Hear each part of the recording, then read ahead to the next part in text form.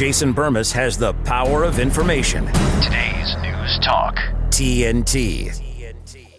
It is time to talk Elon Musk or nuts, SpaceX, Starlink, and beyond. We've got Derek Bros to do it. He is the Conscious Resistance. You can find him at theconsciousresistance.com and his work over at thelastamericanvagabond.com. He's also going to be giving us some on-the-ground journalism over there in the coming weeks, starting with the Summit of the Future, which I believe we will also get into in this segment. But Derek, I want to talk Elon, because this absurd timeline was put out this week or last week where, Elon with like one of those Dogecoin Johnny nonsense accounts that he promotes, it gave this timeline of when we're going to Mars. And it said in 2 years, we're going to send some unmanned ships. And if the landing process goes dicka-dicka-doo, magic style, we're going to send human beings to Mars in 4 years. Folks, that's before 2030. It's the most absurd thing I've ever seen. And then in 20 years, it's basically starting to build the colonies on Mars. None of that's real, folks. I mean, it's as cartoon level as it gets. What will happen in the next 4 to 6 years, and is happening right now, is an artificial skin has been built, an information skin around the planet that not only transmits different types of information, but receives different types of information. And we're gonna talk about what that information does right now. Derek, thank you so much for joining us. I know that you have been one of the outspoken critics of Elon Musk for some time. What are your thoughts when it comes to this idea that we're going to Mars? Yeah, I mean, I share the same skepticism as you, man. I mean, I hadn't seen that announcement, but 2 years, 4 years, it's all baloney. I mean, to me, this whole discussion, and I know that we're going to have a range of listeners here, folks who would say if space isn't real at all, the Earth is flat, between like that and just don't trust NASA. I definitely don't trust NASA, I'll say that. But all this discussion about going to space and going back to space, and of course we have the Space Force created during Trump. I think it's, in addition to the things you're pointing out, it's just the military-industrial complex at a new level. I mean, whether or not any of these programs are real or not, or they ever deliver on anything, it's definitely a great way to tell the people we're working on projects and then inject billions of dollars towards those projects. And I think in some ways, and we've talked about this in the years past, and I know you've reported on too, but special access projects, black budget stuff, like all that is tied up in there with the whole space conversation. So it could just be more ways to amp up that, that race to space kind of thing and justify, not in this case, if it's private, it's SpaceX, but still we know Elon, as I think we're going to talk about, is such a huge military contractor. So it's not like he's just doing this all on his own. It's a partnership with the U.S. government. And if NASA says they're going to space, whether it's spacewalks or going to the Mars or Moon, I think in many ways it's just about ramping up the military-industrial complex, getting them budgets that most people are not paying attention to, that they can use to further that total information awareness that they're after. So I am of the belief that we are, to some extent, in space. That does not mean that I trust NASA. I do not believe that the Earth is flat or that all of space is fake. And here's the funny thing. So Elon put that announcement out, and that's my number one tweet probably the last few months, is me just saying none of this is real. People need to grow the F up. No humans aren't going to Mars. But it shows how amplified that one is, when I know that a lot of those people are that type of people. Just think everything's CGI and everything's fake. I don't believe that. Now, opposed to that, when I was looking up to just try to explain to people how ludicrous it was that we were going to Mars, I think it's something like 38 times the moon. And the moon itself, if you believe we went up that way, we're talking about almost 250,000 miles away. It varies from what people to believe in motion. But to put that in perspective, and if this is real, what I was doing was I was trying to look up, Derek, how far the Russians had gotten in space before Apollo or even after Apollo on their own. And for those that don't know, it is under 300 miles. Okay? So just under, I mean, again, just think about that, folks. It's not even 250. It's like more like 1,000 times away and then back. It's ludicrous. Even NASA astronauts, after the fact, have not gone more than, I believe, 400 miles. It's just under that mark. Now, during the Apollo program, it's more than that. They're about to do a spacewalk, which is just under 1,000 miles, which is 900 miles. Now, look, if that's real, and I'm not saying it is or isn't, and SpaceX is involved in that launch with one of their Dragon programs, that's somewhat significant. That's based in reality. But the reality is that what SpaceX is really doing is not only launching Starlink, which is weaponized in Ukraine and beyond, but also Blackjack, the DARPA program, and the classified spy network. And you mentioned these military-industrial complex contracts. Well, obviously, that's all a part of it. But they've also hired Musk to, quote-unquote, build their next spy network, their next spy satellite network that has of yet been unnamed. Pretty suspicious, Derek. Yeah, I'm glad you brought up the Blackjack program, because you've been covering that for years, and just how that ties into satellites in general. And again, I wouldn't be surprised if talk of SpaceX, talk of going to the moon or going to Mars, all this stuff is just, well, we need to put up more satellites so we can complete that mission. Those satellites, of course, the military and the government will have access to them, and they'll use them for their own reasons. But still, we promise it's all about going to the moon. It's all about going to Mars. And I'm just curious, man. I mean, not to derail the conversation, what do you think about these folks, not the flat earthers, which I don't consider myself a flat earther, but I do have some friends who are in that arena, but who say, even with or without the flat earth thing, that the technology is just not there for humans to actually go beyond like suborbital stuff like we've seen with SpaceX. So let's talk about that, because that's absolutely a subject we've been highlighting here. Last week, before I even saw this absolutely insane Mars announcement, and it's absolutely insane, everybody, pointing out the Artemis project. Okay, now, for those that don't know who Artemis is Apollo's twin. They love doing that. It's Apollo's twin. So, supposedly, via Artemis, we were supposed to launch humans back to the moon this year. Newsflash, they backed it up. Weird. Shocking. Now, what they did say that they did last year, and I say they said they did it. I have no way to verify this, is that they took the rocket ships that they are going to use for human beings and went and did up to the moon and around. And Snoopy from Peanuts got to take that ride. You can't make that up. They put a Snoopy doll in that ship. I know it sounds incredible. I was out to dinner explaining this last night, and even the waitress, who was kind of on the peripheral listening, just cracked up when she heard that they sent Snoopy to the moon. Now, again, rocket tech, forget about human beings. Let's talk about rocket ships for a minute. Having a control of a rocket that returns in that manner for that length of time, for me, that we're suspect there. We're suspect there.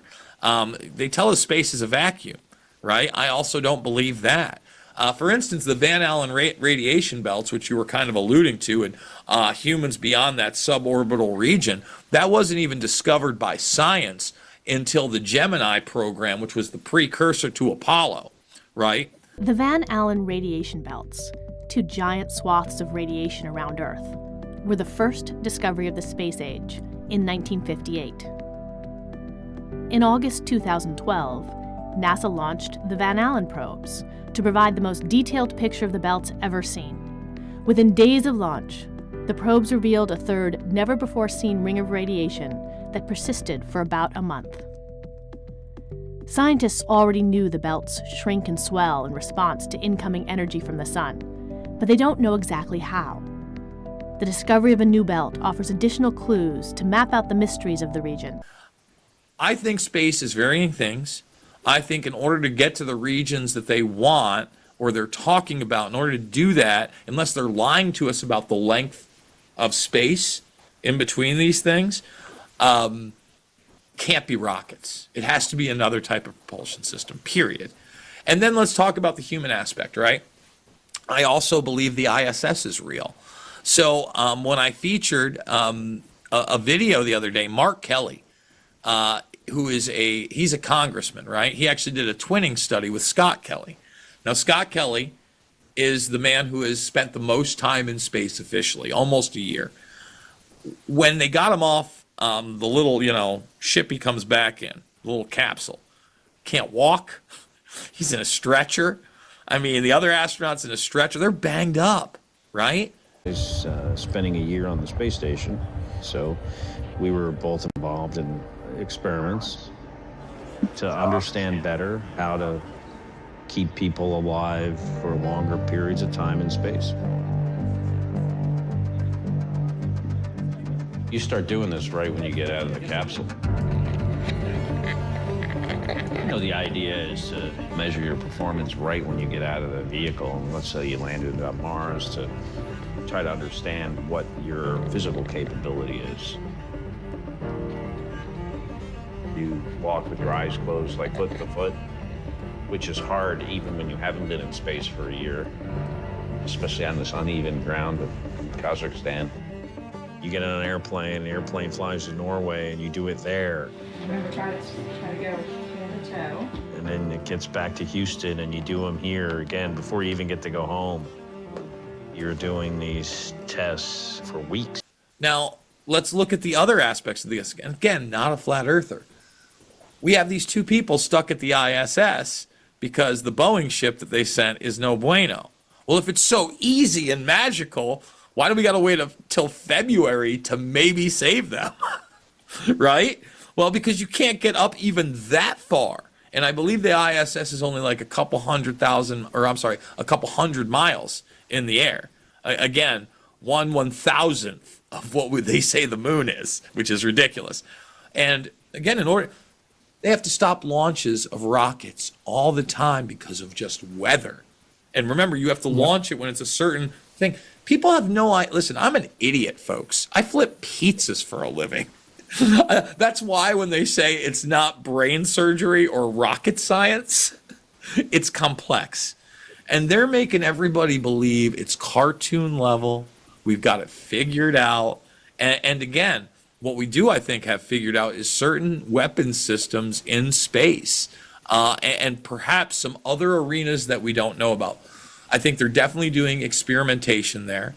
Had a great interview with Greg Autry, the author of Red Moon Rising, where he wants to go to Mars and he thinks China's a space threat. And I'm like, well, I'm more worried about the weapons, buddy. But hydrogels, for instance, they're up on the ISS. So yes, NASA works with them down here, but they want to work with them in the physics up there.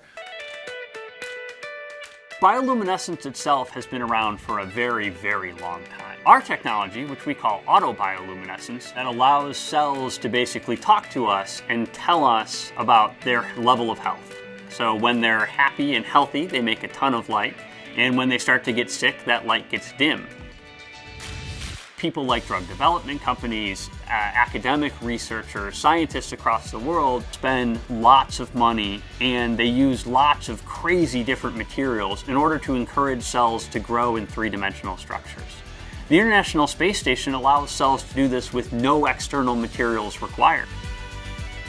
We want to be able to demonstrate that we can use microgravity to improve drug development. We can make it easier to move materials to the space station, and we can make it easier to start leveraging that environment for this sort of research. They do 3D organ printing up there as well, which is really interesting. And, I asked him why they would do that, right, in regards to Earth. And he's like, well, there's gravitational force on Earth, so it wants to be flat all the time. That is utterly suppressed, and it's very much easier to print this 3D organic matter up there. Welcome back. A Florida company is making history this weekend, launching the first 3D bioprinter into space. Redwire will attempt to 3D print a human knee meniscus. This is all part of creating a way to 3D print replacement organs. So why space? Well, it's because you can print the organs with gravity turned off so the organs do not collapse. Joining us now is Rich Bowling. Many people are familiar these days with 3D printers. Well, imagine printers need ink, right? And so we load bio inks into our bio printer, and we can print in 3 dimensions in space where there's no gravity, as you said. And these things don't sediment or collapse upon one another.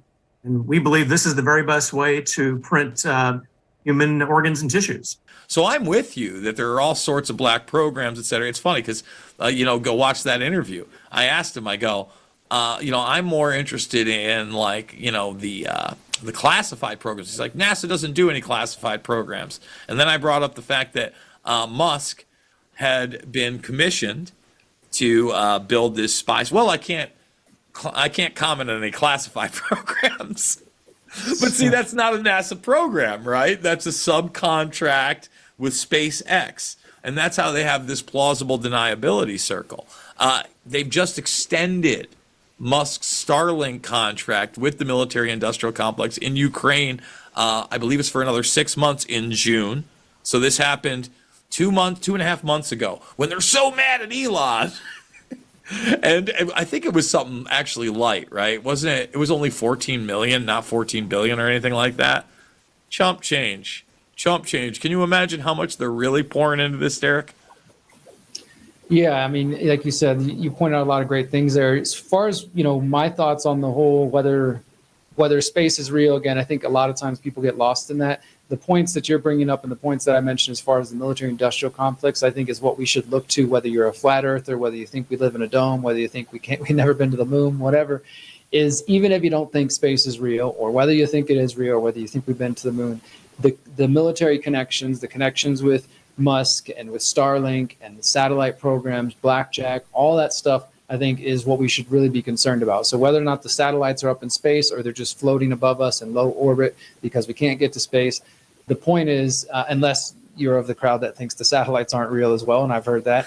The point is that these things. Well, let me say that. Let's talk about that quickly. The balloons. Because there are sataloons. It's on their own website, and they're gigantic. And it's funny, I had, I get a variety of these kind of mainliners that write books, and there's a lot of China-phobia. So people bring up the China balloon. Wasn't no Chinese balloon. That's literally part of NASA and probably the Beyond network. It was a navigational system that is lower than low Earth orbit satellites that are absolutely on that balloon.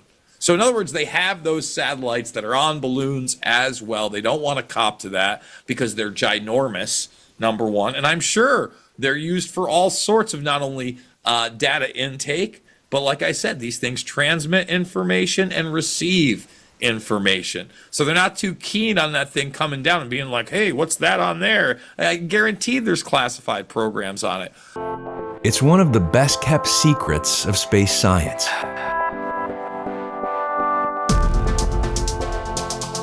For transporting ambitious and hefty scientific experiments to near space.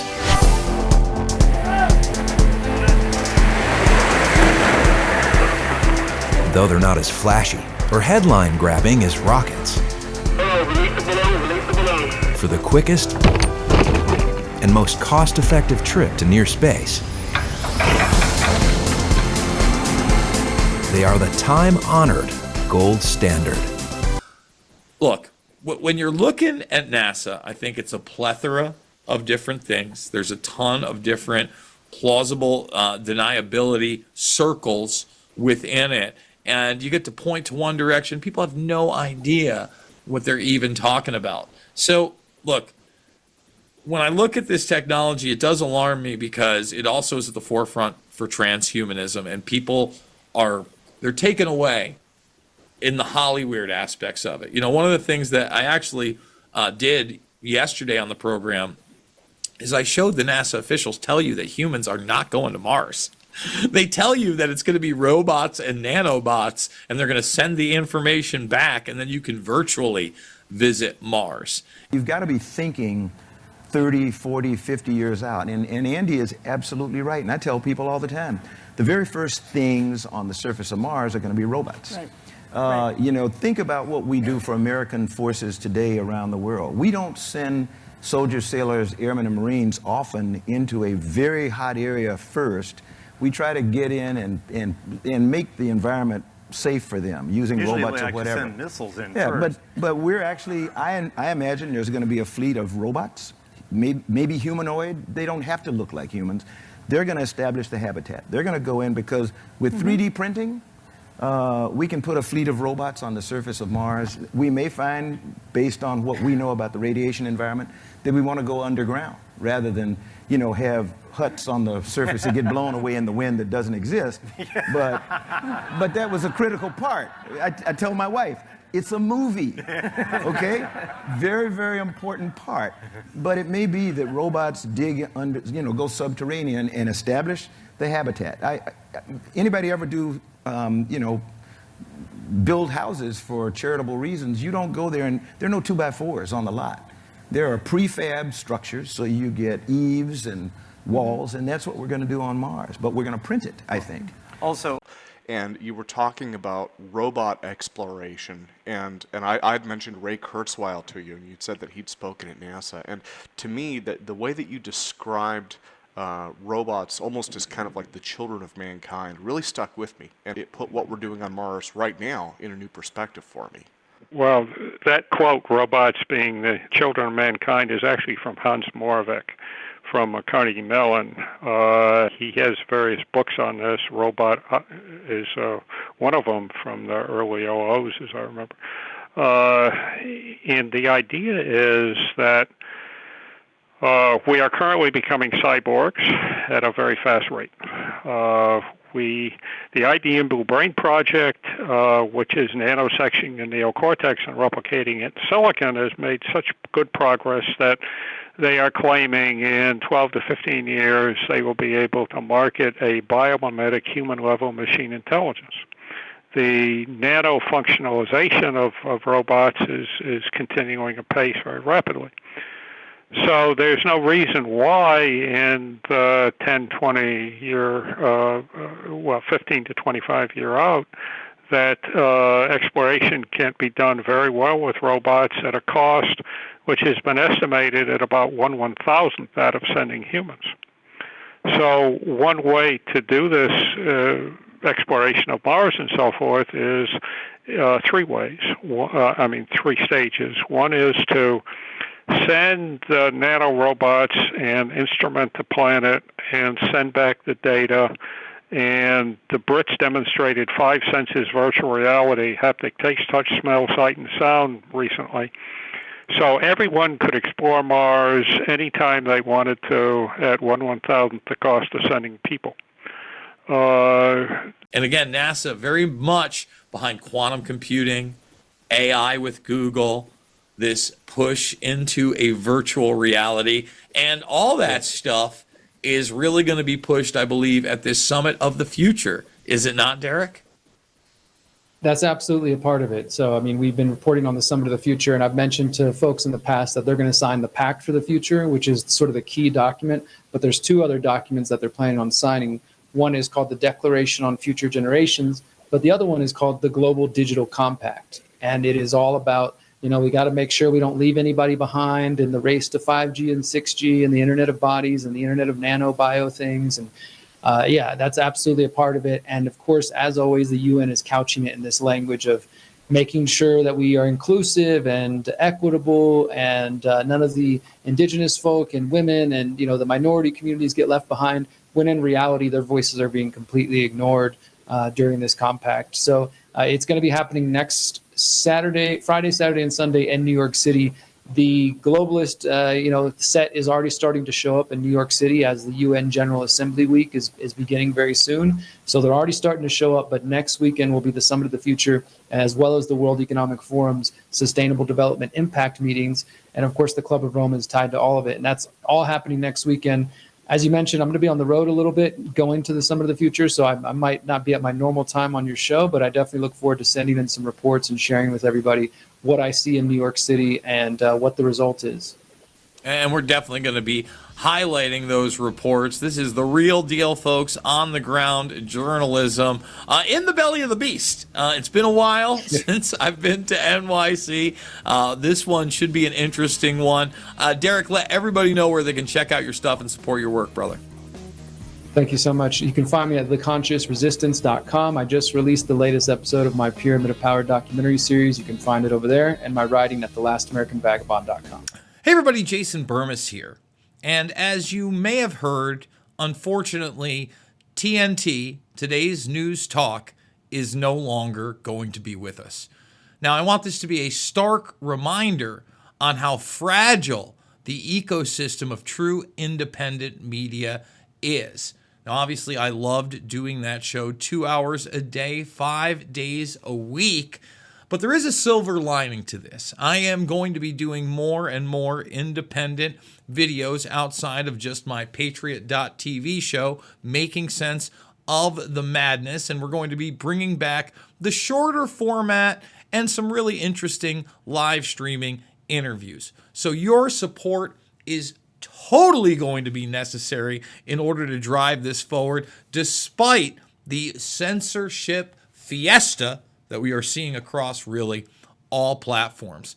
So I want to thank all of you out there that have stuck it through many, many years. The Bermas Brigade, without you, I wouldn't be able to survive. So this is a big thank you. So please share the information, share the videos, let people know about the content, the shows, and of course, the documentary films. I love you guys, and I hope to see you on the flip side.